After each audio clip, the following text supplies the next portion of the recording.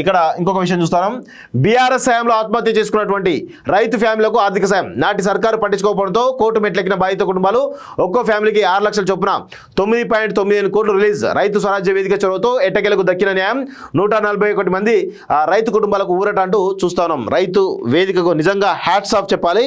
వాళ్ళు ఈరోజు కోర్టుకు వెళ్ళి ఒక న్యాయ వ్యవస్థ ద్వారా ఎవరైతే బీఆర్ఎస్ హయాంలో ఆత్మహత్య చేసుకున్నటువంటి రైతులు అవుతున్నారో వాళ్ళకు నష్టపరిహారం కింద ఒక్కొక్క కుటుంబానికి 6 లక్షల చొప్పున దాదాపు 10 కోట్ల రూపాయలు ప్రభుత్వం నుంచి ఇప్పించినట్టుగా చాలా స్పష్టంగా అర్థమవుతుంది. నిజంగా రైతు స్వరాజ్య వేదికకు హ్యాట్స్ ఆఫ్ చెప్పాలి. గతంలో పల్లరాజేశ్వరుడు అనే వ్యక్తి రైతు స్వరాజ్య వేదికలను ఉరికిచ్చి కొడతా అన్నాడు.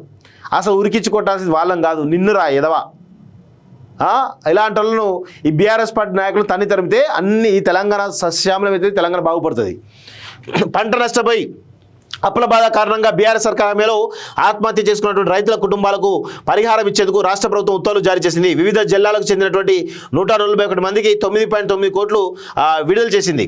సో ఒక్కో బాధిత కుటుంబానికి త్వరలోనే 6 లక్షల చొప్పున అందజేయనున్నది. ఇందులో 2014 జూన్ 2 నుంచి 2021 వరకు సూసైడ్ చేసుకున్నటువంటి రైతులకు సంబంధించినటువంటి కుటుంబాలే ఉన్నాయి. వీరిలోనూ కౌలు రైతులు ఎక్కువ మంది ఉన్నారు. సో ఈ విధంగా ఈ రైతు కుటుంబాలు ఆత్మహత్య చేసుకోవడం కారణమే కాలువకుంట్ల కాలకేలు. అది అందరూ కూడా తెలిసిన విషయమే.